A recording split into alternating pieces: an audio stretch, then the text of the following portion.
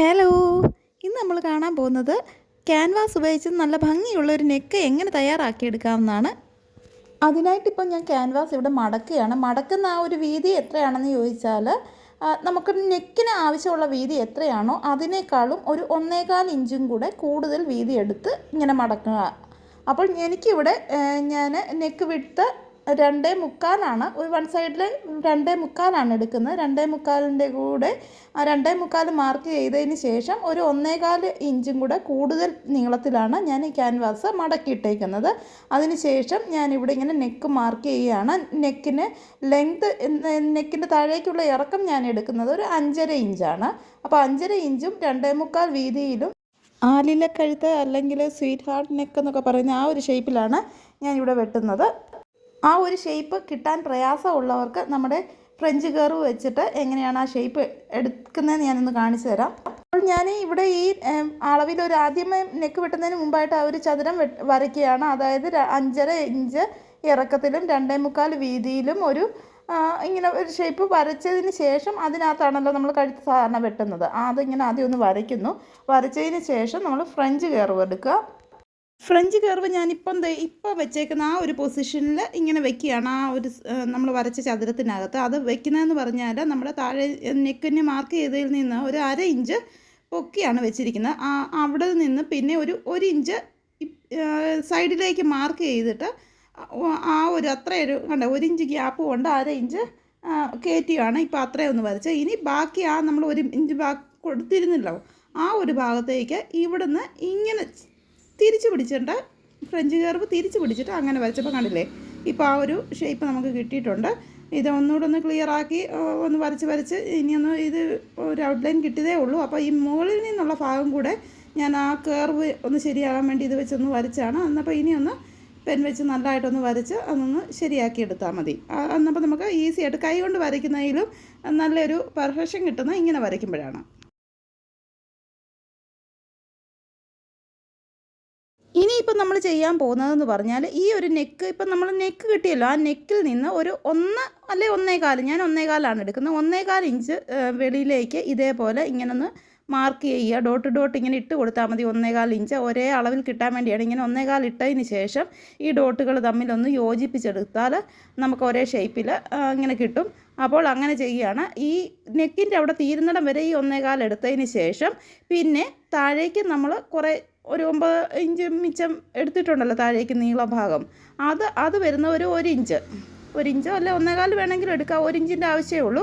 1 inch വീതിക്ക് താഴേക്ക് കൂടി ഇങ്ങനെ മാർക്ക് ചെയ്യുന്നുണ്ട്. ടോട്ടൽ 14 ഇഞ്ച് മുകളിൽ നിന്ന് മാർക്ക് ചെയ്താൽ 14 ഇഞ്ച് ഇറക്കം വരുന്ന അത്രയും നമ്മളിങ്ങനെ 1 ഇഞ്ച് അകലത്തിൽ ഇങ്ങനൊന്ന് മാർക്ക് ചെയ്യുന്നു. ശേഷം അത് കൂട്ടി വരയ്ക്കുകയാണ് ചെയ്യാൻ പോകുന്നത്.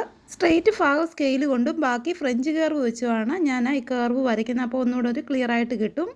അപ്പോൾ ഇത്രയും മാർക്ക് ചെയ്ത ശേഷം ഇനി ഈ ഷേപ്പ് ഞാൻ കട്ട് ചെയ്തെടുക്കുകയാണ്. കട്ട് ചെയ്തെടുത്ത് ഈ പുറത്തൂടുള്ള ഷേപ്പിൽ ആദ്യം കട്ട് ചെയ്തെടുത്തതിന് ശേഷം അകത്ത് നെക്കിൻ്റെ പോർഷനൂടെ വെട്ടി ഈ ഒരു ഷേപ്പ് എടുക്കുകയാണ്.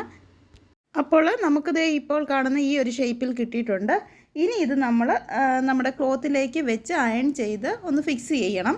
അപ്പോൾ ക്യാൻവാസ് അയൺ ചെയ്യുമ്പോൾ എപ്പോഴും മിനുസമുള്ള ഭാഗം ക്ലോത്തുമായിട്ട് ചേർത്ത് വെച്ച് അതിൻ്റെ ഓപ്പോസിറ്റ് സൈഡാണ് ഇങ്ങനെ അയൺ ചെയ്തിട്ടുണ്ട്. അപ്പോൾ അവിടെ ഒരു മെഴുക് പോലെയുള്ള ആ ഒരു പോർഷൻ ആയതുകൊണ്ട് അത് നമ്മുടെ ക്ലോത്തുമായിട്ട് ഫിക്സ് ആയിട്ട് ഉരുകി ഇങ്ങനെ ചേർന്ന് വന്നോളും. വേറെ ഒരു റൗണ്ട് നെക്ക് ഇവിടെ ഇരിക്കുന്നത് ബാക്ക് നെക്കിനെ ഉദ്ദേശിച്ച് വെട്ടിയതാണ്. ഇത് ഫ്രണ്ടിനും ഇത് ബാക്കുമാണ്. രണ്ട് പോർഷനും വേണ്ടി ഞാൻ ഇതുപോലെ അയൺ ചെയ്ത് ഫിക്സ് ചെയ്യുന്നുണ്ട്.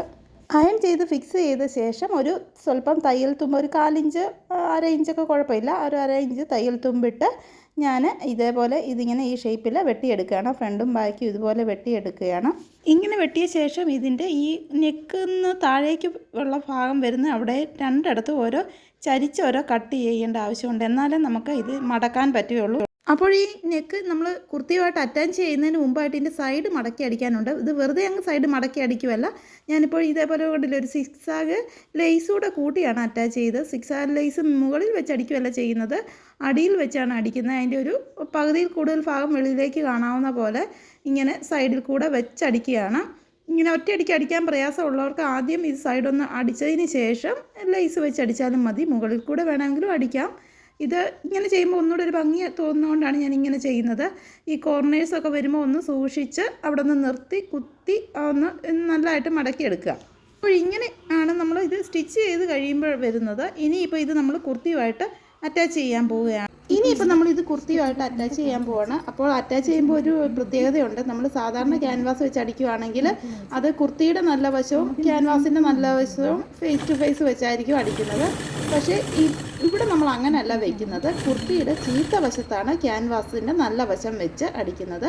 ഇങ്ങനെ കറക്റ്റ് പൊസിഷനിൽ വെച്ച് പിന്നൊക്കെ കുത്തുക. ഇങ്ങനെ ഞാൻ സാധാരണ സെൻറ്ററിൽ നിന്ന് ഇങ്ങനെയൊക്കെയുള്ള നെക്കുകൾക്ക് സെൻറ്ററിൽ നിന്ന് ഒരു അടി പഠിച്ച് ആ ഒരു പൊസിഷനിൽ കൊണ്ടുവന്ന് നിർത്തിയ ശേഷമാണ് രണ്ട് വശത്തേക്കും അടിക്കുന്നത്. അപ്പോൾ നല്ല ഷേപ്പിൽ കിട്ടാറുണ്ട്. അങ്ങനെയാണ് ഞാനിപ്പോൾ ഇതിനകത്ത് അടിക്കുന്നത്. ഇനിയിപ്പോൾ ഈ രണ്ട് വശങ്ങളിലേക്കും അടിച്ചു വിടും.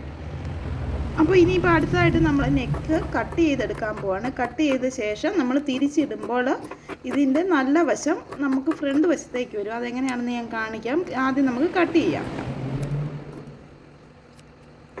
ഇങ്ങനെ കട്ട് ചെയ്ത ശേഷം നമ്മൾ സാധാ ചെയ്യാറുള്ള പോലെ നെക്കിൻ്റെ ഈ കർവ് ഭാഗങ്ങളിലെല്ലാം നമ്മൾ ചെറിയ കട്ടുകൾ ഇട്ട് കൊടുക്കുക. എന്നാലേ ആ ഷേപ്പിൽ തിരിച്ചെടുക്കാൻ പറ്റുള്ളൂ. അങ്ങനെ കട്ട് ചെയ്ത ശേഷം ഇനി നമ്മൾ തിരിച്ചിടുകയാണ്. ഇപ്പം കണ്ടില്ലേ, മനസ്സിലായില്ലേ? തിരിച്ചിടുമ്പോൾ കുർത്തിയുടെ നല്ല വശത്തേക്ക് ഈ ക്യാൻവാസിൻ്റെ നല്ല വശം വരും. ഇനിയിപ്പോൾ നല്ലതായിട്ട് എല്ലാ ഭാഗവും നല്ലതായിട്ടൊന്ന് ക്ലിയർ ആക്കാനുള്ള ഒന്ന് ക്ലിയറാക്കി ഒന്ന് ശരിക്കും ഒന്ന് പിടിച്ച ശേഷം ഇനിയിപ്പോൾ തിരിച്ച് പതിച്ചടിക്കുന്നതെന്ന് പറഞ്ഞാൽ നമ്മൾ നെക്കിൻ്റെ ആവശ്യത്തൂടെ അടിക്കണമെന്നില്ല. നെക്കിന് അതിലേ കൂടെ അടിക്കുമ്പോൾ ഒരു ഫിനിഷിങ് കുറവ് വരും. നമ്മൾ നെക്കിന് അവിടെ അല്ല അടിക്കുന്നത്. ഞാൻ ആ തിരിച്ചിട്ട് അകത്ത് വശത്തെ നമ്മുടെ കുർത്തിയുടെ ക്ലോത്തിൽ കൂടെ ഒന്ന് പതിച്ചടിക്കുന്നുണ്ട്. ശേഷം നമ്മുടെ ഈ ഡിസൈൻ്റെ സൈഡിൽ കൂടെ മാത്രം അടിച്ചാണ് ഈ കുർത്തിയിലേക്ക് ഇത് പിടിപ്പിക്കാൻ പോകുന്നത്. ഈ ഡിസൈൻ്റെ സൈഡിൽ കൂടെയുള്ള അടിപ്പടിക്കുമ്പോൾ കുർത്തി ചുളുങ്ങി പോകാതെ നല്ല സ്ട്രെയിറ്റ് ആയിട്ട് പിടിച്ച് നല്ല ശ്രദ്ധയോടു കൂടി തന്നെ അടിച്ചെടുക്കുക. ഇത്രയും അപ്പം നമ്മൾ സ്റ്റിച്ചിങ് കഴിഞ്ഞിട്ടുണ്ട്. ഇനി ഇതിൻ്റെ മുകളിൽ നമുക്ക് എന്ത് വേണമെങ്കിലും ഡിസൈൻ ചെയ്യാവുന്നതാണ്. ഞാൻ കുറച്ച് ബട്ടണുകൾ വെക്കുന്നുണ്ട്. പിന്നെ ഞാൻ ടേബിൾ ടോപ്പ് മെഷീൻ്റെ ഒരു ഡിസൈനർ സ്റ്റിച്ച് കൂടെ ഇതിൻ്റെ സൈഡിലൂടെ കൊടുത്തു. അപ്പം ഇങ്ങനെയാണ് ഫൈനൽ ലുക്ക് വരുന്നത്. നിങ്ങൾക്ക് ഈ ഒരു പോർഷനിൽ ഹാൻഡ് എംബ്രോയ്ഡറി വേണമെങ്കിൽ ചെയ്യാം. ബീഡ്സോ സ്റ്റോണോ ഒക്കെ എന്ത് വേണമെങ്കിലും വെച്ച് ഡിസൈൻ ചെയ്യാവുന്നതാണ്, നിങ്ങളുടെ യുക്തി പോലെ. അപ്പോൾ നമ്മുടെ ചാനൽ ഇതേവരെയായിട്ട് സബ്സ്ക്രൈബ് ചെയ്തിട്ടില്ലാത്ത സുഹൃത്തുക്കളുണ്ടെങ്കിൽ ചാനൽ ഒന്ന് സബ്സ്ക്രൈബ് ചെയ്ത് സപ്പോർട്ട് ചെയ്യുക. ഇനി ഇതുപോലെയുള്ള വീഡിയോയുമായി വരുന്നതാണ്. Thank you for watching.